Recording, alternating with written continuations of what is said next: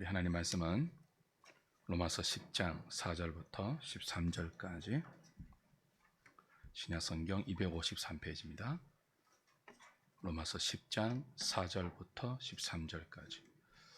지난주 본문과 똑같은데요. 다시 한번 보겠습니다. 제가 한 절, 여러분이 한 절. 10장 4절부터 13절까지 교독합니다. 그리스도는 모든 믿는 자에게 의를 이루기 위하여 율법의 마침이 되시니라.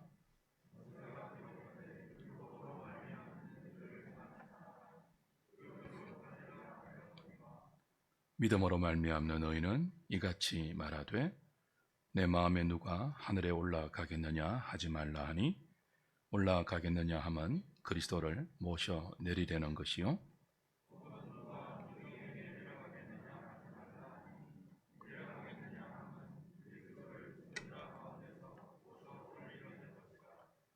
그러면 무엇을 말하느냐? 말씀이 내게 가까워 내 입에 있으며 내 마음에 있다 하였으니 곧 우리가 전파하는 믿음의 말씀이라.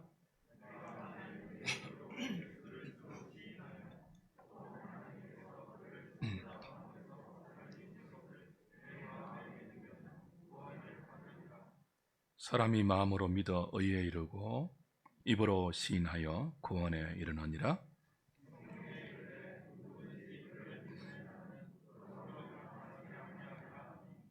유대인이나 헬라인이나 차별이 없음이라. 한 분이신 주께서 모든 사람의 주가 되사 그를 부르는 모든 사람에게 부여하시도다. 누구든지 주의 이름을 부르는 자는 구원을 받으리라. 아멘.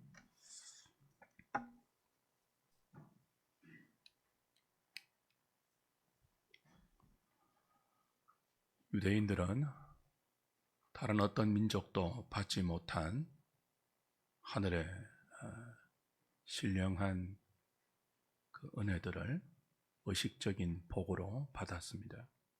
거룩한 율법, 할례, 예배, 그리고 하늘의 약속들을 하나님으로부터 받았죠. 그런데도 그 모든 혜택들이 지향하고 있는 예수님을 믿지 못하고 거절하고 있습니다. 사도 바울은 그런 자신의 동족들을 향한 애끓는 마음을 가지고 로마서 9장부터 11장까지 기술합니다. 여기에는 왜 이들이 예수 그리스도를 믿지 못하고 있는지 유대인의 불신앙의 원인이 밝혀지고 동시에 어떻게 해야 그들이 하나님이 보내신 예수를 믿을 수 있는지를 말씀으로 밝히고 있습니다. 유대인의 불신앙의 원인은 자기 의를 세우려고 힘껏 하나님의 의를 거절한 데 있습니다. 이들은 자신이 하늘에 올라가서 그리스도를 끌어내리려는 것과 같고 자신이 엄부에 내려가서 그리스도를 끌어올리려는 것과 같은 지독한 인본주의적 열심을 가지고 스스로 의로움에 도달하려는 자기 의를 추구했습니다. 사도는 이런 유대인의 거릇된 열심을 율법으로 말미암는 의의 추구라고 밝힙니다. 그리고 곧바로 성도들에게 있는 믿음으로 말미암는 의가 무엇인지를 대조해서 설명합니다. 믿음으로 말미암는 의가 무엇입니까? 이것은 내가 하늘과 바다와 그리고 엄부까지 올라가고 내려가서 진리를 구하고 구원을 찾아 나서는 구도와 인고의 열매가 아닙니다. 믿음으로 말미암는 의는 그리스도가 하늘에서 내려와서 나를 찾아오시고 그리스도가 음부의 죽음에서 나를 끌어올리신 은혜의 결과입니다. 내가 애쓰고 노력하고 하늘에까지 도달해서 획득한 나의 공로의 산물이 아니에요. 그리스도가 하늘에서 내려오시고 그리스도가 지옥의 고통을 내 대신 담당하셔서 그걸 택한 자에게 선물로 주신 은총의 결과가 믿음으로 말미암는 의입니다. 모든 인간은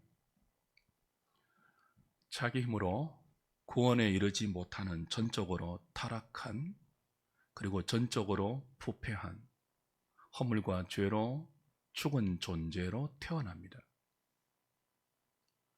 그런 인간이 어떻게 하늘에 올라가서 스스로 율법으로 말미암는 의를 만들어낼 수 있겠습니까? 허물과 죄로 하나님에 대해서 죽어 있는 인생이 어떻게 스스로 엄부에 내려가서 지옥의 고통에서 자신을 하늘로 끌어올릴 수 있겠습니까? 불가능해요. 하나님은 이런 우리를 불쌍히 보시고 하늘 보좌에 계신 독생자 예수 그리스도를 이 땅에 내려보내 주셨습니다. 아버지의 뜻에 복종하여 육신을 입고 우리와 같이 되신 그리스도는 우리가 가야 할 죽음의 엄부에 십자가를 통하여 내려가셨습니다. 그리고 우리가 받아야 할 모든 죄의 형벌과 저주를 대신 받으시고 부활하사 새 생명을 주셨습니다.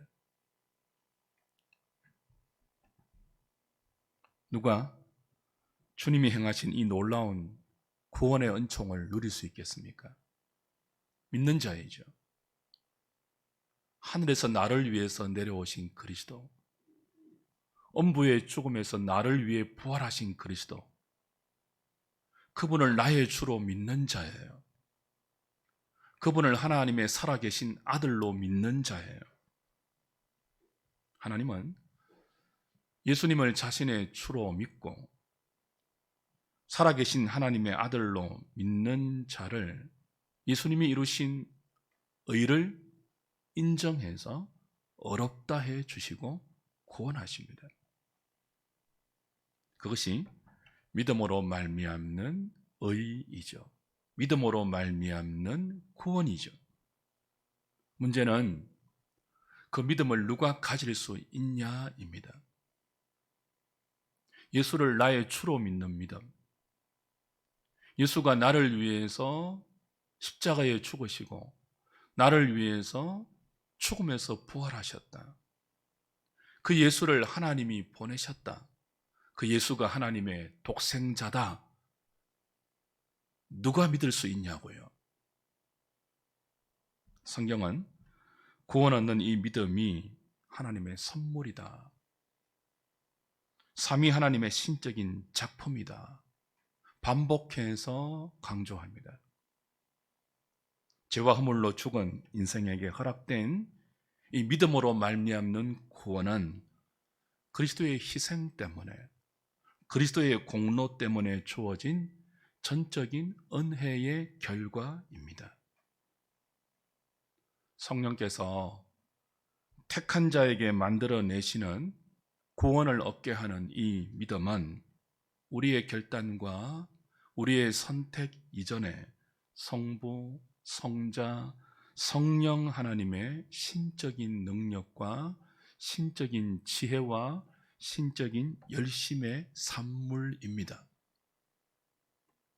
삼위 하나님께서 은혜로 주셨고 지금도 은혜로 공급하고 계시며 지금도 그 은혜를 통하여 자라게 하시는 이 구원 얻는 믿음에는 분명한 생명의 특징이 나타납니다.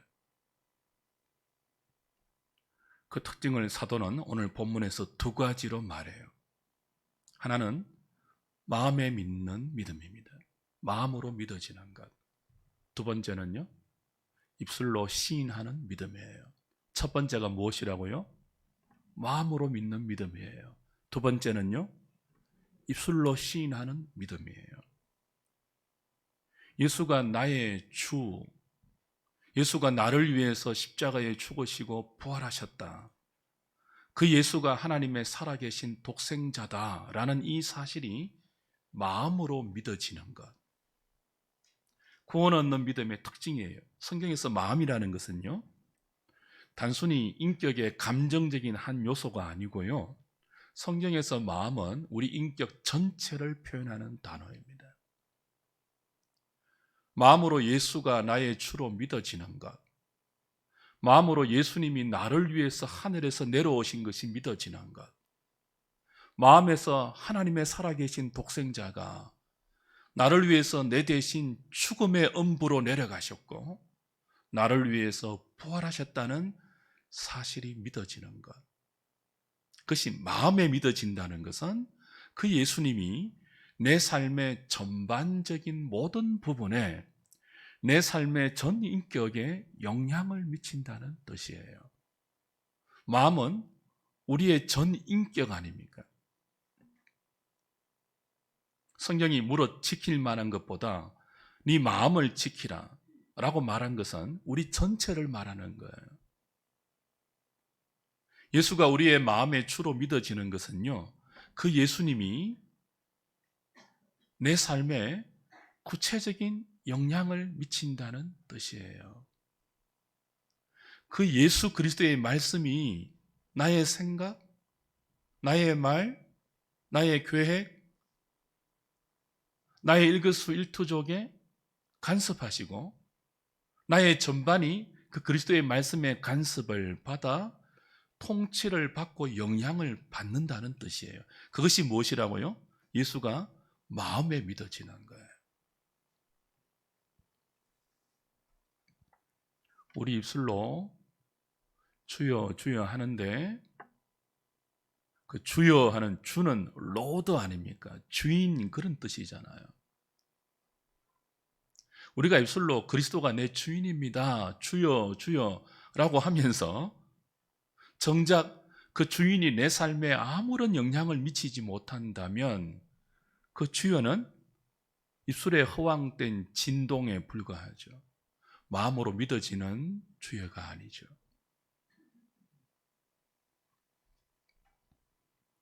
성령님이 주시는 구원 얻는 믿음은 마음의 믿음이에요. 마음에 믿어지는 거예요.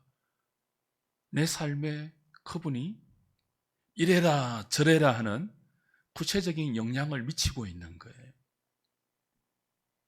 두 번째, 구원 얻는 믿음의 특징이 무엇입니까? 감출 수 없는 생명의 특징, 입술의 시인이에요. 생각해 보세요. 그리스도가 내 주인이 되어서 내 삶에 구체적인 영향을 미치고 있는데 그걸 어떻게 감출 수가 있겠습니까? 나 혼자만 간직하고만 있을 수 있겠습니까? 반드시 공개적으로 고백이 되고 드러나고 나타나게 되죠. 그것이 입술의 시인이에요. 내가 예수를 믿습니다. 예수님이 내 주인입니다. 지금 내가 말하고 생각하고 걸어다니고 삶의 목표를 가지고 그 목표를 향하여 살아가는 모든 일거수일투족은 그분의 간섭이 있습니다. 그분의 지시가 있고 그 지시에 예민하게 반응하는 나의 순종이 있습니다 라고 고백하는 거예요. 어떻게 해요? 공개적으로.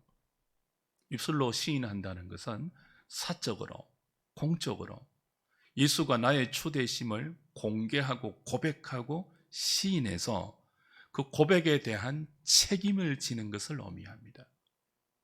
입술의 시인, 마음의 믿음, 이 둘은 동전의 양면과 같아서 뗄래야 뗄 수 없는 불과 분리의 관계예요. 마음의 믿음은 신앙의 내적인 내용이죠. 입술의 시인은 신앙의 외적인 내용이죠. 마음의 믿음이 없는 입술의 시인은 불가능하고요. 입술의 시인이 없는 마음의 믿음도 불가능해요. 우리는 마음으로 믿기 때문에 입으로 시인합니다. 이 두 가지 특징, 마음으로 믿어지는 것, 입술로 시인하는 것, 이 구원 얻는 믿음이 어떻게 생긴다고요? 율법으로 말미암는 의, 믿음에 실패한 이스라엘의 원인처럼 자기가 하늘에 올라가려고, 자기가 음부로 내려가려고 애쓰고 수고하는 인간 노력의 결과가 아니죠. 마음에 믿는 것, 우리가 노력한다고 되는 거 아니에요. 믿어야지. 그 마음에 믿는 믿음을 얻기 위해서 하늘에 올라가서 되는 게 아니에요. 입술로 시인하기 위해서 바다 저 밑까지 내려가서 되는 게 아니에요. 인간의 그 어떤 종교적 노력도, 그 애쓰는 구도의 열심으로도 마음에 믿는 믿음과 입술의 시인은 만들어내지 못합니다. 유대인의 실패가 그를 반증하고 있죠. 10절은 마음으로 믿어져서 의에 이르고 입술로 고백되어서 구원에 이른다고 수동태로 되어 있습니다. 우리말 번역은 9절과 이어서 능동적인 표현으로 번역하고 있지만 원문은 9절은 능동태고 10절은 무엇이라고 했죠? 수동태라고 했습니다. 먼저 우리의 마음에 믿어지는 생명의 씨앗이 성령으로 심겨져야 그 수동적인 하나님의 은혜가 우리 안에 먼저 들어와야 능동적으로 우리가 마음으로 믿고 입술로 시인하는 우리의 반응이 가능하다는 뜻이에요. 성령이 물과 성령으로 허물과 죄로 죽었던 우리의 영혼을 거듭나게 할 때 우리의 본성에 생명의 씨앗이 믿음으로 심겨집니다. 씨앗으로 심겨져요. 그 생명의 씨앗, 마음으로 믿어지는 그 믿음의 씨앗이 성령으로 우리 안에 심어지는데 그 씨앗이 교회를 통해서 양육되고 발화되고 싹을 틔우고 열매를 맺습니다. 그 결과가 우리가 능동적으로 주를 믿고 따라가고 순종하고 사랑하는 우리의 드러나는 믿음의 행위이죠.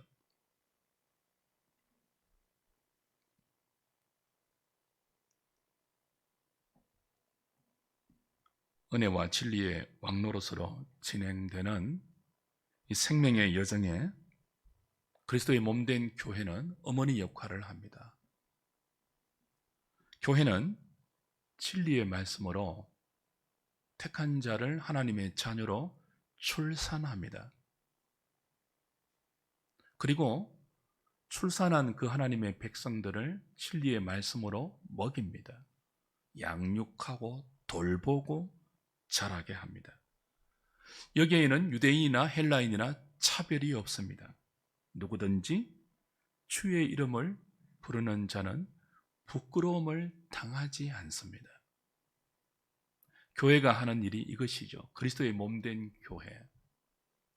그 교회는 택한 자를 출산하고 성령의 능력으로 그 출산한 주의 백성들을 어떻게 한다고요? 계속 진리의 말씀으로 양육해요.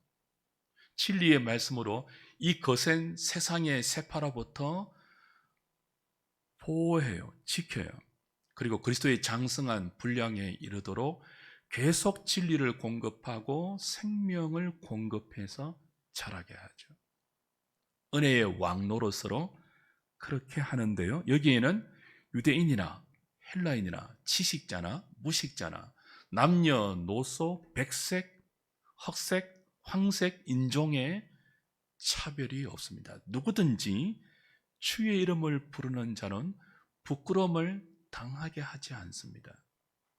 누구든지 주의 이름을 부르는 자가 부끄러움을 당하지 않는다는 말은 거꾸로 하면 어떤 뜻이 됩니까?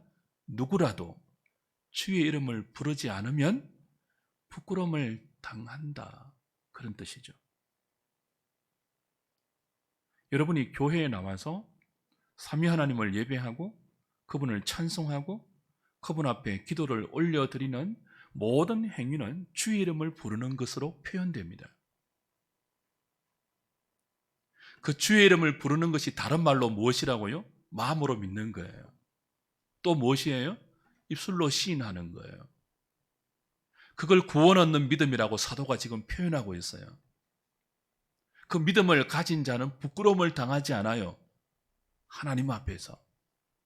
그분의 최종적인 심판대 앞에서 수치와 부끄러움을 당하지 않아요. 왜요? 주의 이름을 불렀기 때문에. 구원 얻는 믿음을 가졌기 때문이에요. 반대가 무엇이라고요? 누구라도 그 어떤 찬란 인생이라도 주의 이름을 부르지 않으면, 마음으로 믿지 않으면, 입술로 시인하는 믿음의 삶이 없으면 그 누구라도 하나님 앞에서 영원한 부끄러움을 당한다는 뜻이에요.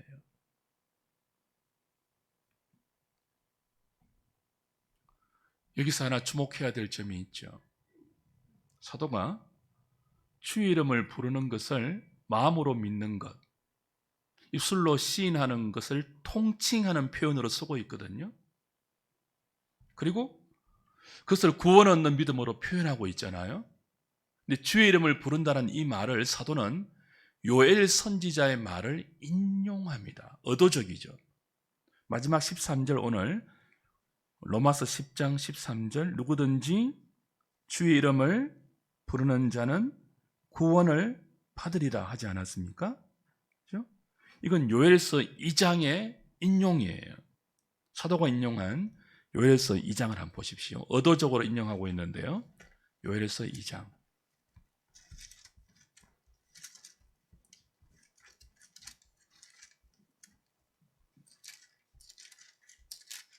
다니엘, 호세아 다음에 요엘서 2장 28절부터입니다. 구약 성경 1273페이지입니다. 그 후에 내가 내 영을 만민에게 부어주리니 너희 자녀들이 장래일을 말할 것이며 너희 늙은이는 꿈을 꾸며 너희 젊은이는 이상을 볼 것이며 그때 내가 또 내 영을 남종과 여종에게 부어줄 것이며 내가 이적을 하늘과 땅에 베풀리니 곧 피와 불과 연기 기둥이라. 여호와의 크고 두려운 날이 이르기 전에 해가 어두워지고 달이 핏빛같이 변하리와 32절 누구든지 뭐라고요? 여호와 이름을 부르는 자는 구원을 얻으리니 이는 나 여호와의 말대로 시온산과 예루살렘에서 피할 자가 있을 것이며 남은 자 중에 나 여호와의 부름을 받을 자가 있을 것임이니라.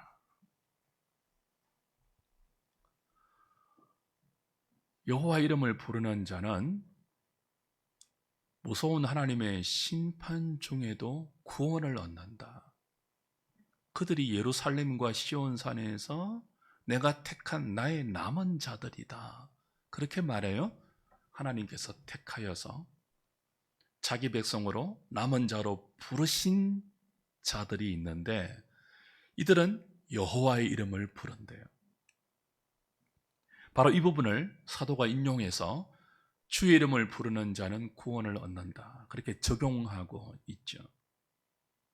의도적으로 요엘 선지의 말을 인용하는데요. 여호와 이름을 부르게 하시는 분이 성령님이다 하는 것을 밝히기 위해서입니다. 자, 구원 얻는 믿음, 마음으로 믿어지는 믿음, 입술로 시인하는 믿음, 이게 율법으로 말미암는 의로 불가능하다고 하지 않았습니까? 허물과 죄로 죽었기 때문에. 이 믿음으로 말미암는 의는 누가 주신다고요? 요엘서 2장이 말하는 말세에 내가 내 영을 부어주리니라고 할 때 성령님이 주신다는 거예요. 그걸 밝히기 위해서 사도는 의도적으로 요엘 선지자의 말을 인용해서 누구든지 여호와 이름을 부르는 자는 구원을 얻는다를 그 여호와를 주로 번역하고 누구든지 주의 이름을 부르는 자는 구원을 얻는다고 적용하면서 그 주의 이름을 부르는 자를 마음으로 믿는 믿음, 입술로 시인하는 믿음을 가진 자다, 그렇게 풀이하고 있죠. 그 믿음을 누가 준다고 말하기 위해서죠? 성령님이 주신다는 거예요.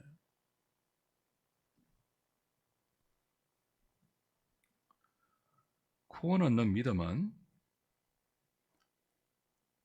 인간 스스로 만들어내지 못합니다. 이게 반복되고 있죠. 우리가 하늘에 올라간다고 해도, 우리가 음부로 내려간다고 해도 그게 불가능하지만요, 그렇게 할 수 없어요. 성령님이 주시는데, 그 성령님이 우리를 위해서 하늘에서 내려오신 그리스도를 믿게 하세요. 우리 마음에 성령을 부으셔서, 그 성령님이 우리를 위해서 죽음의 음부에서 살아나신 그리스도를 믿게 하세요. 믿게 하시고 입술로 시인하게 하세요. 여호와의 이름을 성령님이 부르게 하세요. 말세에 내가 내 영을 부어주리니, 모든 육체에게 부어주리니, 너희 자녀들은 장래일을 말하고, 너희 늙은이는 꿈을 꾸고, 너희 젊은이는 이상을 볼 것이다. 그것을 한마디로 뭐라고 한다고요? 여호와 이름을 부르는 것인데, 그 여호와 이름을 부르는 자가 엄중한, 해가 변하고 달이 변하고 캄캄한 하나님의 심판이 임할 때 여호와 이름을 부르는 자가 부끄러움을 당하지 않고 구원을 받는데요. 그 여호와 이름을 부르게 하는 분이 누구라고요? 성령님이라는 거죠. 성령 하나님.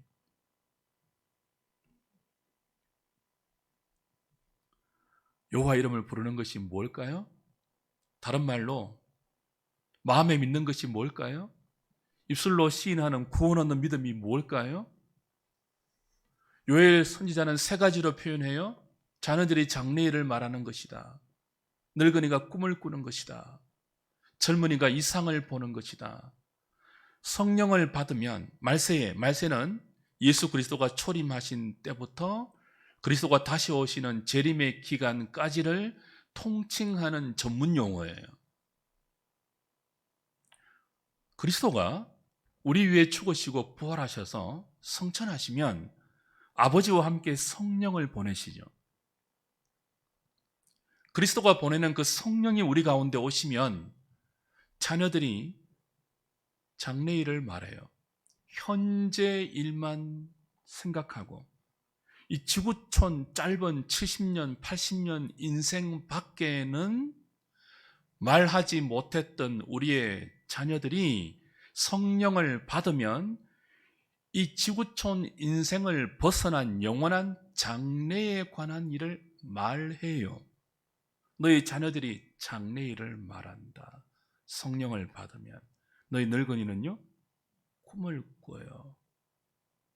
성령을 받으면 노인들이 영원한 장래에 대한 꿈을 꿉니다. 성령을 받지 못하면요, 늙어갈수록 꿈이 사라지잖아요. 꿈이 없잖아요.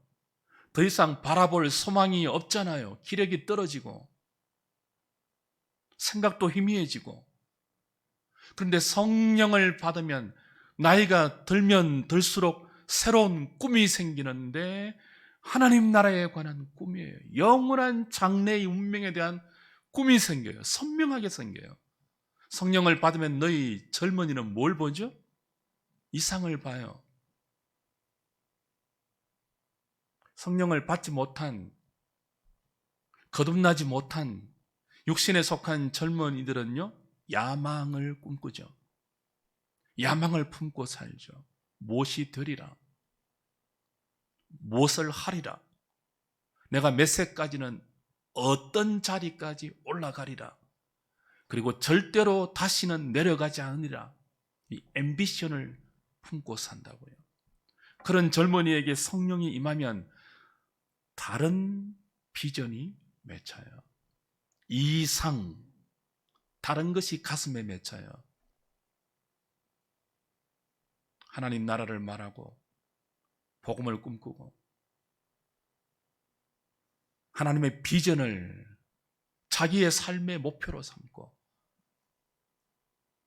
먹든지 마시든지 무엇을 하든지 그리스도의 영광이 그의 인생을 사로잡고, 심지어 살든지 죽든지 주님을 위하여 살고 싶고 죽고 싶다는 비전이 생겨요.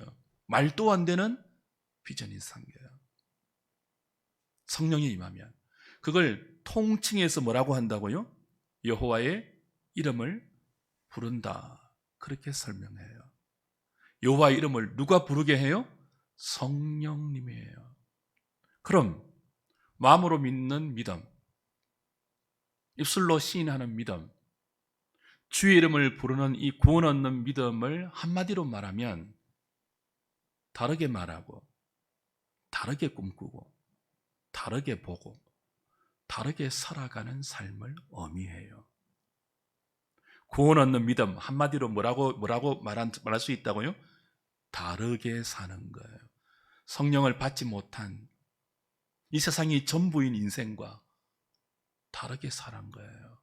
다르게 말하고, 다른 것을 보고, 다른 것을 꿈꾸고, 다른 것을 목표하고, 다른 방법과 다른 수단으로 주어진 자신의 인생을 그렇게 그리스도에게 영향을 받고 그리스도의 말씀의 간섭을 받아서 한 걸음 한 걸음 그렇게 살아가는 것, 마음으로 믿어 입술로 시인하는 구원 얻는 믿음의 생명의 특징입니다.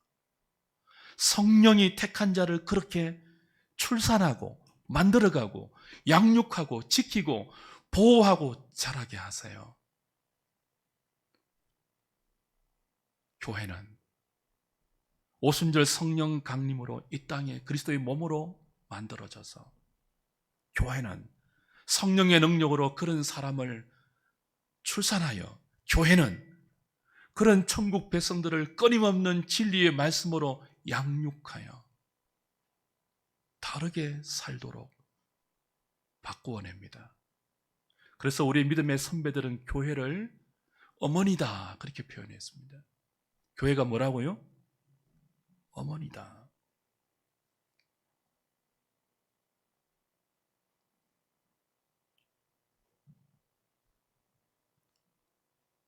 여호와 이름을 부르는 것이 요엘 선지자의 말에 의하면 다르게 말하고, 다르게 보고, 다르게 꿈꾸고, 다르게 살아가는 것을 의미한다고 했는데요, 그 최초의 성경적 표현이 창세기 4장에 이렇게 나옵니다. 창세기 4장 25절 보십시오. 25절, 26절.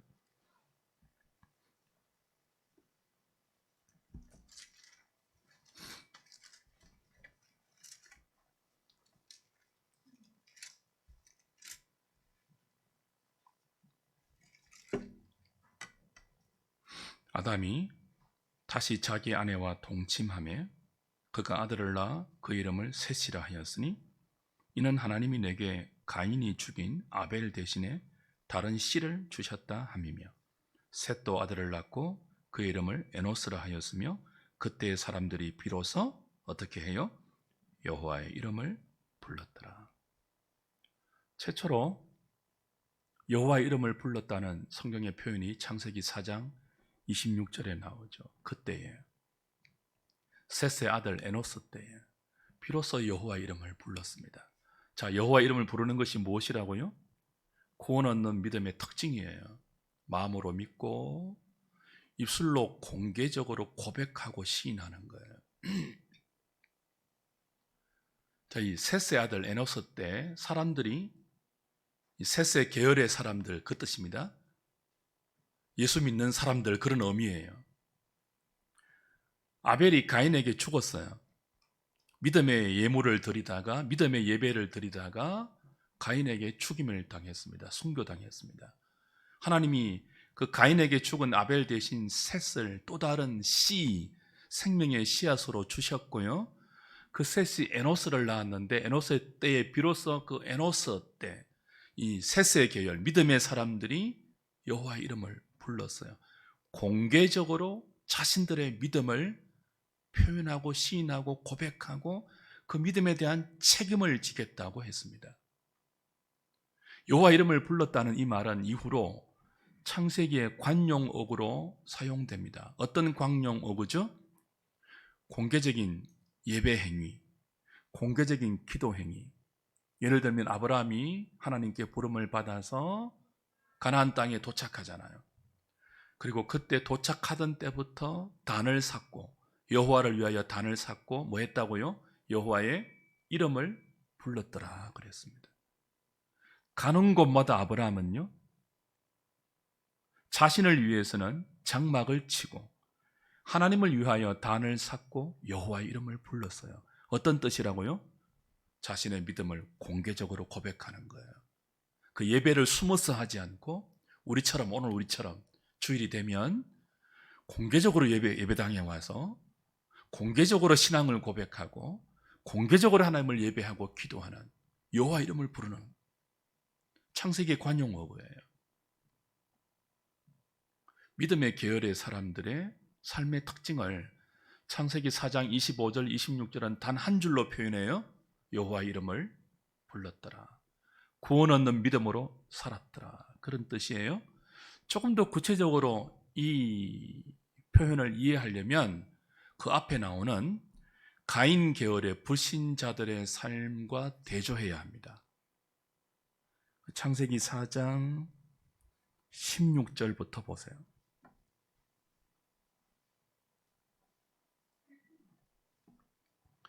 가인이 여호와 앞을 떠나서 에덴 동쪽 롯 땅에 거주하더니 아내와 동침하며 그가 임신하여 에녹을 낳은지라. 가인이 성을 샀고 그의 아들의 이름으로 성을 이름하여 에녹이라 하니라. 에녹이 이랏을 낳고 이랏은 무후야엘을 낳고 무후야엘은 무두사엘을 낳고 무두사엘은 라멕을 낳았더라.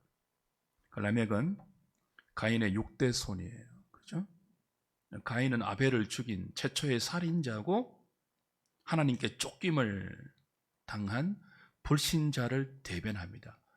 그 불신자의 삶의 족보가 16절부터 24절까지인데요. 4장. 그 가인의 6대 손이 이 불신자의 삶을 대변하는 라멕으로 등장합니다. 그 라멕의 삶의 특징을 보십시오. 19절.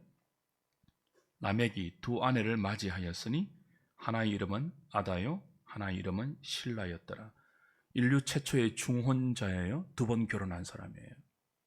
야다는 야발을 낳았으니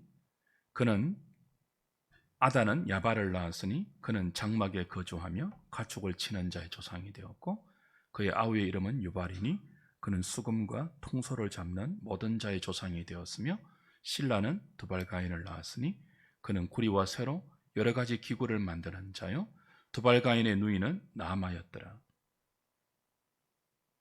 3남 1녀를 낳았습니다. 라멕이 2번 중혼해서 그죠? 야발과 유발과 두발가인을 낳고 딸로 나아마를 낳았는데요. 이 자녀들이 한결같이 누구나 부러워하는 성공적인 인생을 구가합니다. 장남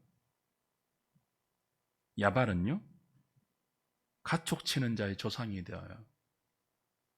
조상이란 말은 선구자, 선도자, 한 영역에 가장 뚜렷한 업적을 남긴 그런 것을 의미하죠. 그러니까 목축업의 선도자가 되어요. 대기업 목축으로 성공한 기업가가 됩니다. 첫째 아들이. 둘째 아들은요, 유명한 음악가예요. 수금과 통소 잡는 모든 자의 조상이 되었다. 인류의 음악 분야를 선도했던 예술의 거장입니다. 성공한 사람이에요. 누구나 그가 만든 음악을 듣고 그 음악으로 위로받고 그가 만든 음악은 요즘 말로 하면 음원의 차트에 1위에 랭크되고 그 저작권이 통장으로 매달 몇십억씩 꼽히는 당대 최고의 음악가예요. 셋째 아들은요, 두발가인이에요. 구리와 쇠로 여러 가지 기구를 만드는 자, 기계공학자예요. 그가 설계하고 만들면 다 특허가 출원되고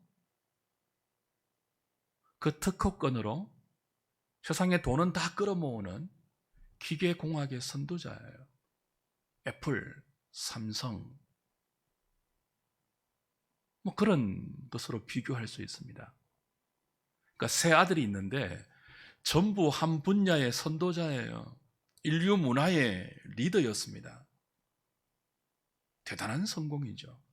이 성공을 누가 거두었다고요? 불신자를 대변하는 라멕이 거두었다고요. 하나님은 불신자도 사용하십니다.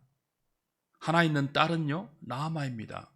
예쁘다 그런 뜻이에요. 이름이 매력적이다 그런 뜻이에요. 그러니까 라멕은 가인의 6대 손인데 누구나 부러워하는 성공적인 자식 농사를 지었고 그것으로 인해서 모든 지위와 권세와 힘을 누리고 구가하고 있습니다. 근데 성경은 이 가인의 6대 손 라멕이 거둔 이 부러운 성공의 배후를 똑똑히 밝힙니다. 23절 보세요.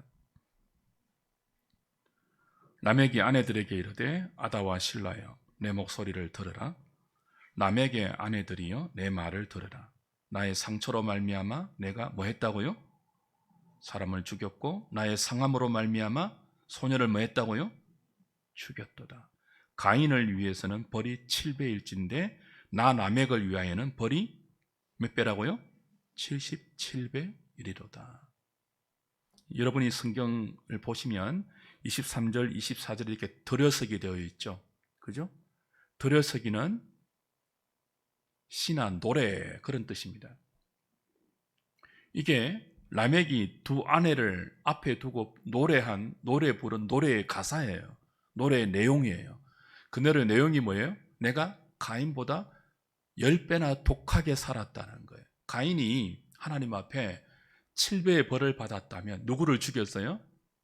아벨을 죽여서 7배의 벌을 받았다면 난 라멕은요 77배의 벌을 받을 정도로 독하게 살았다는 거예요.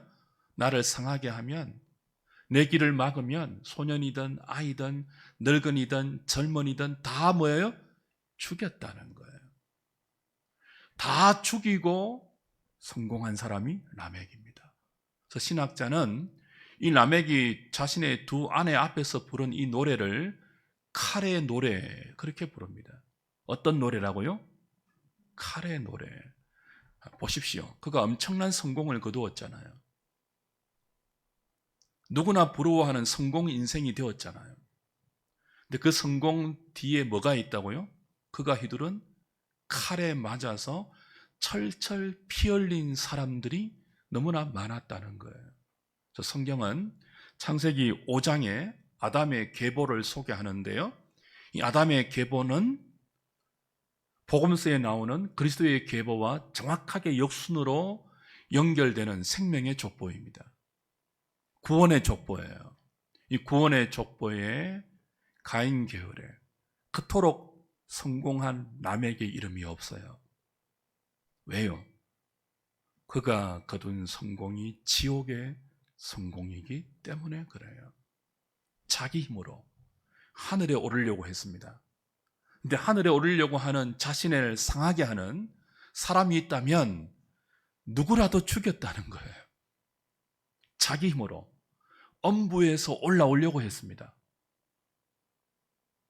엄부에서 올라오려고 할 때 자신의 발을 잡는 사람이 있다면 누구라도 칼과 창을 휘둘러 죽였다는 거예요.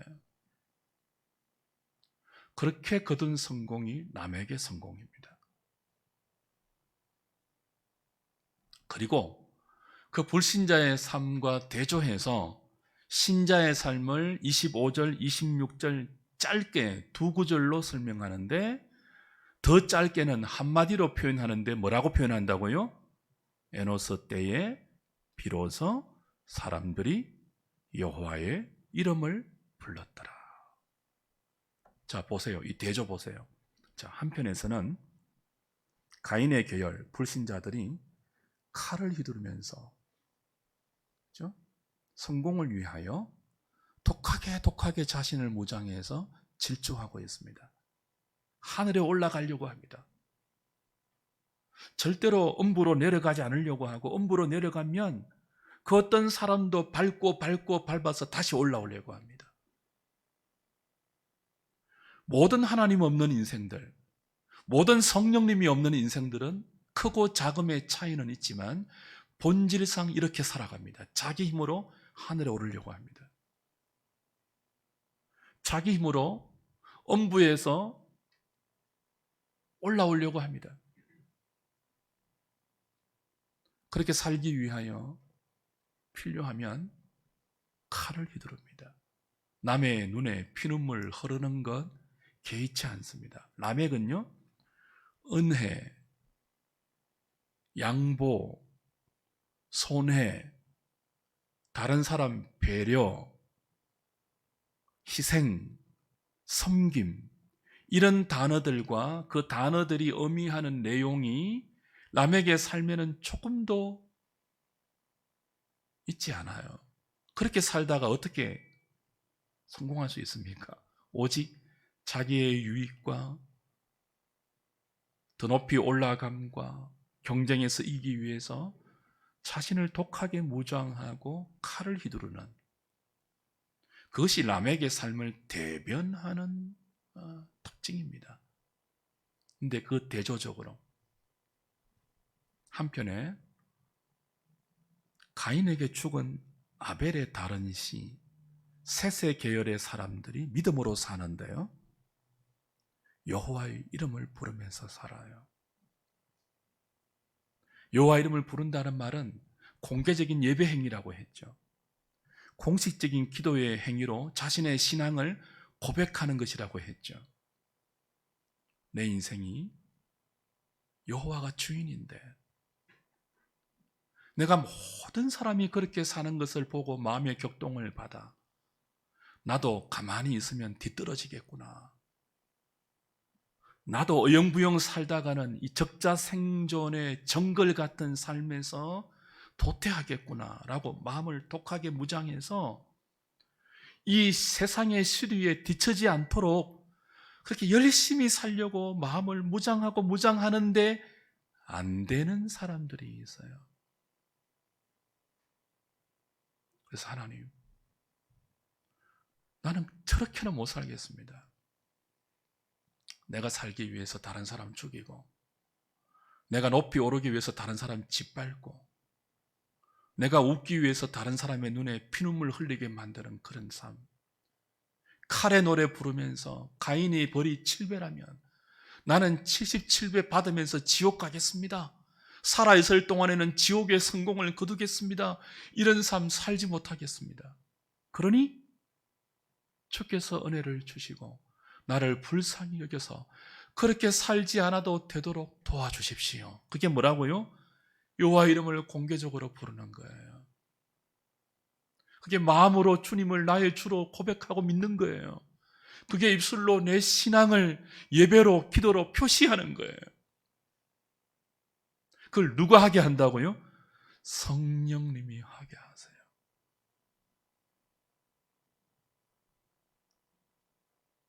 주 안에 사랑하는 여러분, 이제 제가 여러분께 질문하겠습니다. 여러분은 주의 이름을 부르고 계십니까? 여러분의 마음에 성령님이 심겨주신 믿음의 씨앗이 있고, 그 믿음의 씨앗이 교회를 통한 양육으로 여러분의 전 인격 속에 싹이 트고 열매가 맺어서 여러분의 입술로 예수 그리스도가 나의 주라는 이 신앙의 고백이 표현되고 있고, 사적으로 공적으로 여러분은 여러분의 신앙을 여러분의 일거수일투족으로 나타내면서 그 고백에 대한 삶의 책임을 지고 있습니까?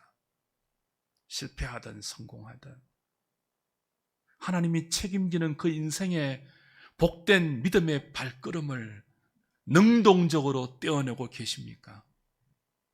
성령이 여러분을 거듭나게 하셔서 여러분의 마음 안에, 인격 안에, 본성 안에 믿음의 씨앗이 수동적으로 심겨져 있다면 여러분이 이제 능동적으로 교회의 양육을 통하여 그 생명의 씨앗을 믿음이라는 고백으로 드러내고 나타내고 발휘하고 있냐는 질문입니다. 여호와 이름을 부르고 있습니까? 다른 말로 믿음이 없는 사람과 차이나게 살고 계십니까? 여러분의 입술에 맺히는 말들이 다릅니까? 여러분의 마음에 품고 있는 꿈들이, 가슴 속에 품어지는 이 꿈들이, 삶의 목표가, 그 삶의 목표를 향하여 걸어가는 여러분의 발걸음의 수단과 내용이 다릅니까? 하나님 없는 사람들, 그 속에 생명의 씨앗이 없는 사람들, 교회를 통해서 진리의 말씀으로 양육과 가르침과 보호를 받지 못하고 오직 자신의 힘으로만 하늘에 오르려고 하는 사람들, 하나님의 은혜가 없기에 자기 힘만이 자기 인생의 유일한 원동력인 그 사람들과 차이가 있냐고요.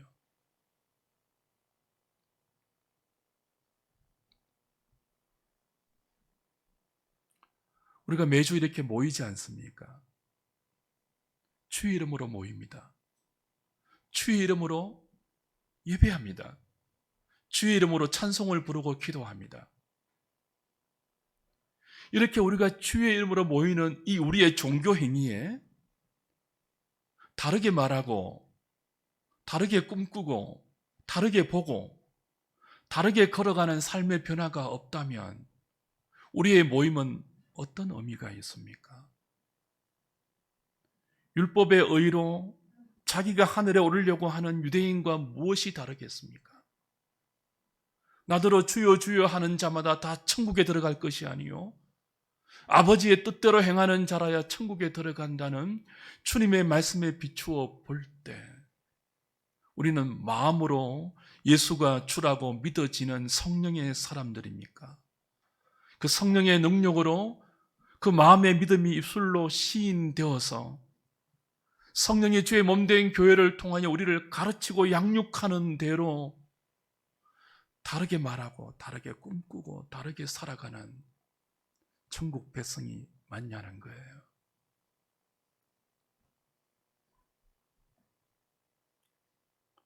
그것이 우리가 함께 교회로 모여서 하나님을 예배하는 우리의 삶에 구체적으로 나타나지 않는다면 우리는 얼마나 허무한 인생들입니까? 예수를 몇 년 믿으셨습니까? 예배를 몇 번 드리셨습니까? 주의 이름을 몇 번 부르셨습니까? 그래서 뭐가 달라지셨습니까? 물어나 보셨습니까? 점검이나 하셨습니까? 누구든지 주의 이름을 부르는 자는 부끄러움을 당하지 않습니다. 헬라인이나 유대인이나 차별이 없습니다. 그러나 누구라도 주의 이름을 부르지 않으면 부끄러움을 당합니다.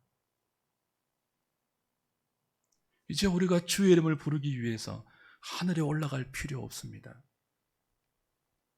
마음에 믿는 믿음을 찾기 위해서 엄부로 내려가 고도할 필요 없습니다. 우리 입술에 가까이 주의 말씀이 있습니다. 우리 마음에 하나님이 심겨주신 성령의 씨앗, 생명의 씨앗, 믿음의 씨앗이 있습니다. 진리와 은혜의 왕노릇으로 우리의 연약함에도 불구하고 우리를 이끌어 가시는 복된 은혜의 왕노릇이 여러분의 삶에 있다면 이제 여러분은 그 기적의 주인공으로서 그 은혜의 장본인으로서 여러분에게 수동적으로 심겨진 이 생명의 씨앗을 능동적으로 싹 틔우셔야 합니다. 교회로 모여서 마당뜰만 밟지 마시고 매주 여러분에게 허락되는 하나님의 말씀에 능동적이고 적극적으로 작은 순종을 기울이셔야 합니다. 그리고 그 삶의 더 큰 복과 은혜로 응답해 주실 하나님의 놀라운 생명의 역사들을 기대하셔야 합니다. 그것이 신자의 복이고 성도의 명예이고 특권이고 영광입니다.